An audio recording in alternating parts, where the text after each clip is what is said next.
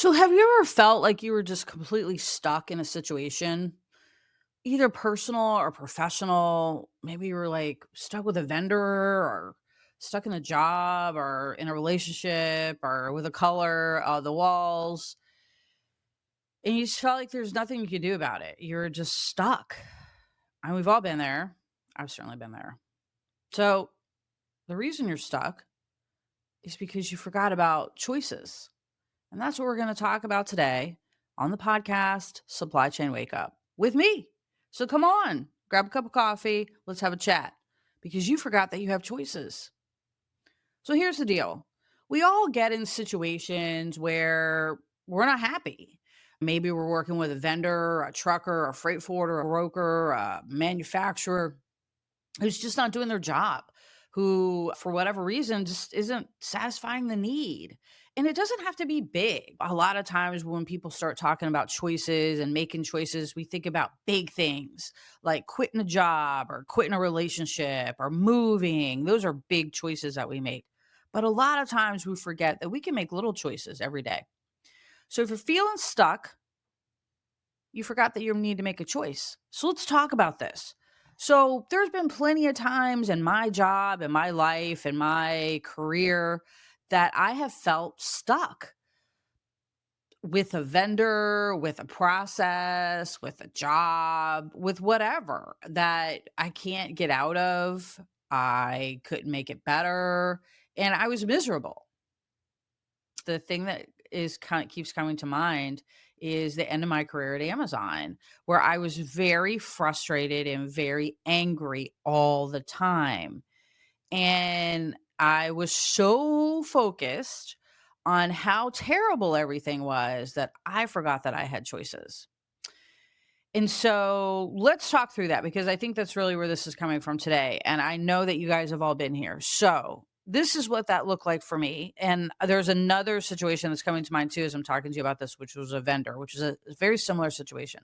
So these two scenarios are in my head where on the end of my career at Amazon and working with a particular vendor early in my career where I felt like there was nothing I could do about it. Again, in both of these situations, I got to a point where I felt like there was nothing I could do about it. I was so stuck and so resentful and so cemented in my misery. Cemented is a very good word because it takes a while for that to cure. So cemented in my misery that I saw no way out. No way out except to take huge drastic measures, which are those big choices we talk about all the time, right?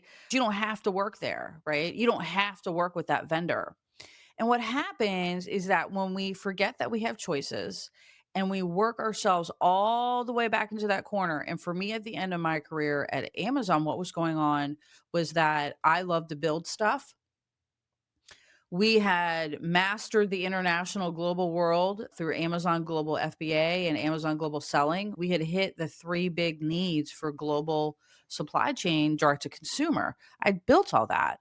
I didn't want to go back to compliance and I didn't want to sit and spin. I didn't want to sit and maintain something and not do anything and just defend my job every year. I was really frustrated and I was really upset because I didn't feel like I was adding any value to the company and I didn't feel like I was doing anything meaningful because the last project that I was working on was to launch Amazon marketplaces without Amazon in any country anywhere.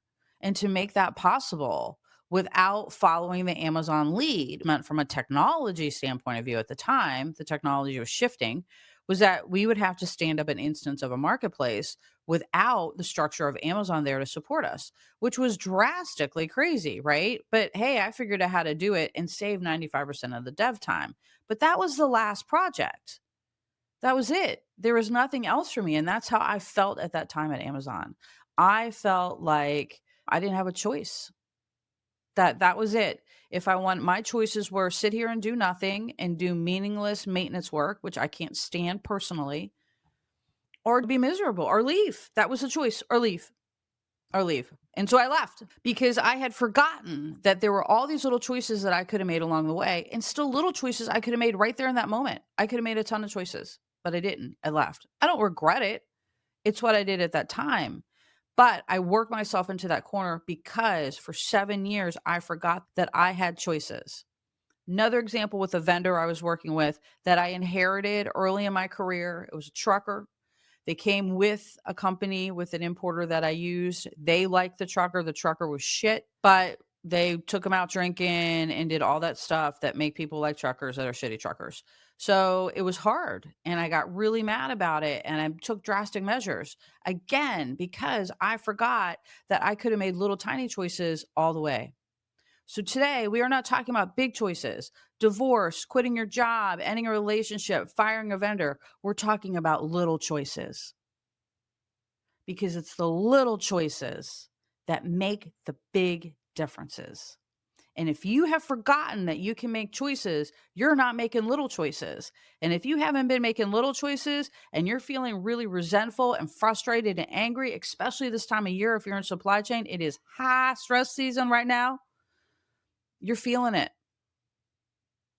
And you are probably feeling like quitting your job or leaving a relationship because you're so stressed out. Yeah, because you forgot that you can make little choices. So let's talk about little choices.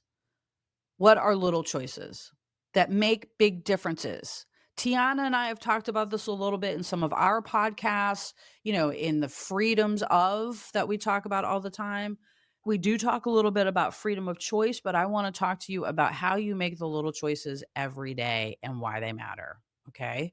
So, what does this look like? Let's take my example at Amazon now that I've got 15, 20 years of perspective on that. Let's talk about what little choices I could have made differently at Amazon as an example. And then we'll talk about how you can make little choices with your vendor differently. Okay. We don't have to go to DEFCON 1, is what I'm trying to tell you. And we forget about that. And we get there because we forgot about that we can make all these little micro choices. Okay. So back to Amazon micro choice opportunity number one. There was an opportunity there for me to sit down with senior leadership and say, look, I have proven myself to deliver time and time and time again. I am looking for my next challenge. It doesn't appear to be here with this marketplace because I don't think we're going to move forward with this. What other opportunities could be here for me at Amazon? I never did that. I never did that. I never went and talked to all of the other senior leaders who supported me and loved me and said, hey, is there another opportunity for me in the organization that will challenge me? That was a choice that I did not make. I could have made that choice. That is a micro choice. That was a small choice. I could have chosen to explore other opportunities within Amazon. Now, I will also be honest with you. Look, honey, I built 3 multi-billion dollar startups plus the entire global supply chain, import and export, plus managed product compliance and HAZBAT internationally in 7 years. So I was just kind of just fucking burned out, to be honest with you. I had moved a few mountain ranges and was done. So I don't fault myself for this. But when I look back at it and I'm not so stressed out all the time, I see where there were some micro choices that I could have made. Some other micro choices were this: we weren't very busy at that time. We didn't have a lot going on. There wasn't big demand for me. I could have micro choiced not to go to the office for 12 hours a day. That boom. I could have micro choiced to kick back for a little. Micro choice to take some long lunches. Give myself some breathing room. Micro choice some breathing room in that space. At the time, that wasn't me or the culture. I didn't understand that. I didn't know that that was even a choice. I didn't learn that until much later in life. That I could have just been like, hey, dudes, we're slow. I'm going to kick back for a minute. We could have done that. I could have done that, but I didn't do it. So that is an example of a micro choice that I could have made towards the end of my career at Amazon that may have changed how I was thinking and doing things. At that time of my life, I think I've told you guys, physically, I was very ill. Mentally, I was exhausted. I had adrenal exhaustion. I was a mess. So I did need to leave that situation. But I learned much later in life that you can make micro choices. Okay. So let's talk about micro choices with your vendors. You're working in supply chain. Most of the time, we're relying on someone else to do something for us. If we're a supply chain professional, you are constantly relying on somebody else to do something for you. Constantly. Constantly. And it's frustrating. You can have 9 of the 10 people running great and it's perfect, and one of them will just fuck it up every time. So it's stressful with supply chain because you rely on other people and you rely on multiple people to get stuff done. So, what kind of micro choices can you be making in supply chain right now that are not drastic, that are not firing a vendor and rebuilding your broker freight forwarder relationship all over, firing your steamship line all over, all of these things? What are these little micro choices that you are overlooking that can make a big difference? Micro choice number one, are you measuring anything? You can choose to shift the conversations to data. That is your number one choice. I know that sounds completely stupid, but I heard some pennies drop from all the way over here in rural Virginia. I heard it. I did. Yeah. You can choose to move away from emotional management and into data. That is a conscious choice that you have to make. And that's what this looks like. Your conversation with your vendor moves from where are we going for lunch today to, hey, while you're here, let's review the data. Micro choice number one, moving to data. Micro choice number two, you're managing supply chain, is we're going to meet more often and we're going to talk more often. Another micro choice, right? I'm going to choose to change how we communicate. Do you see where we're going with this? Are you feeling it? I know you're feeling it because I'm feeling it. Because this is what keeps us from getting to crazy. Because we forget that we have these choices along the way.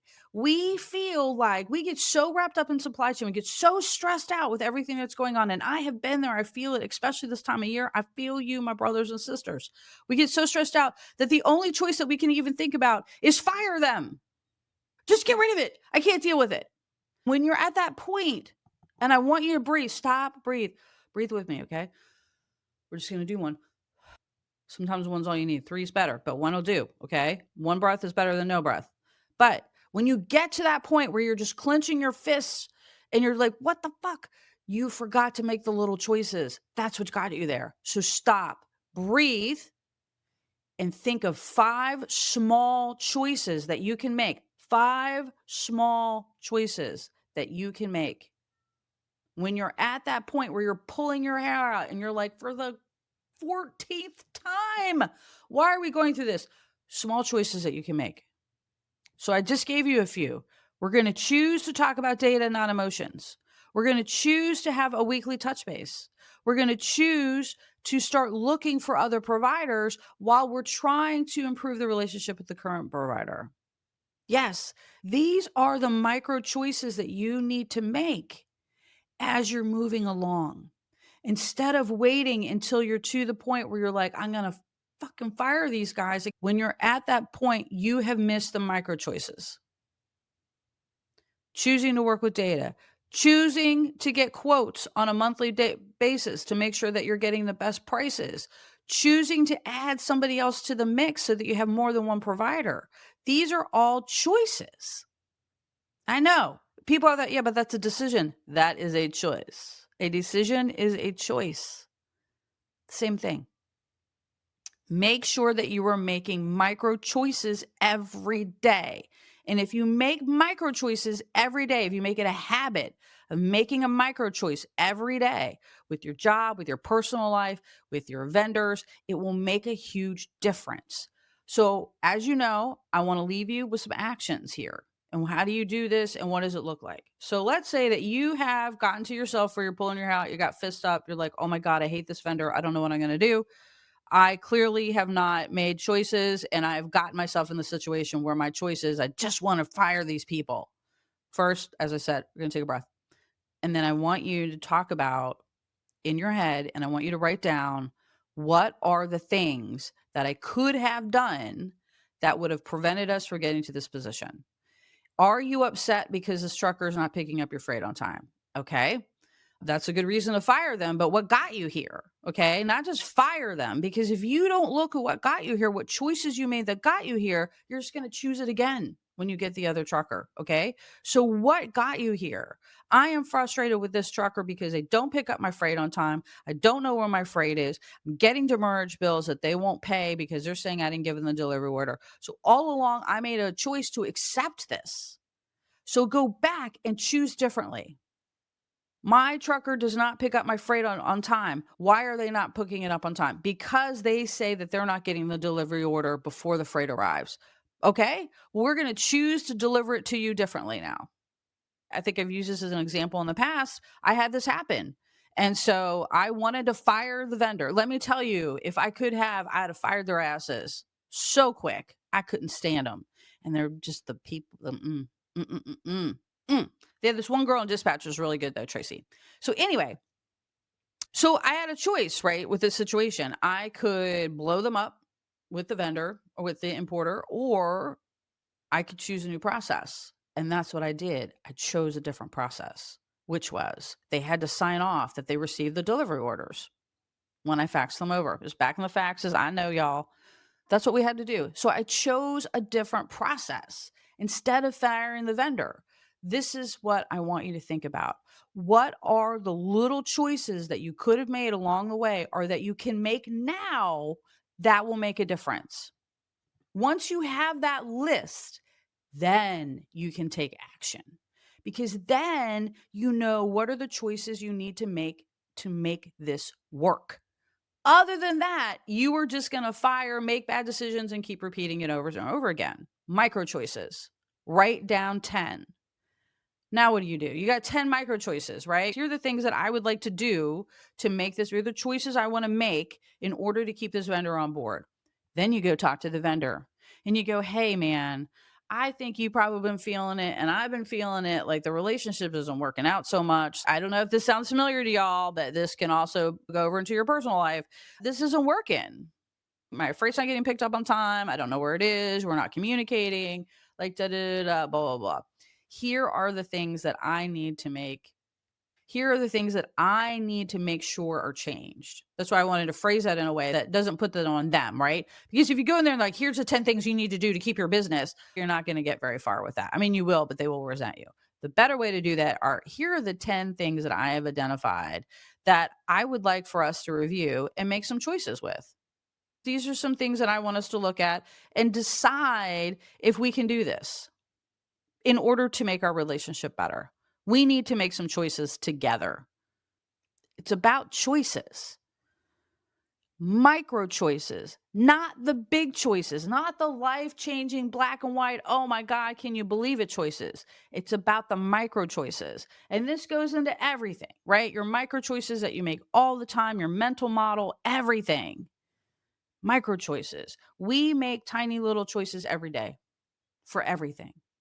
So be careful about your micro choices.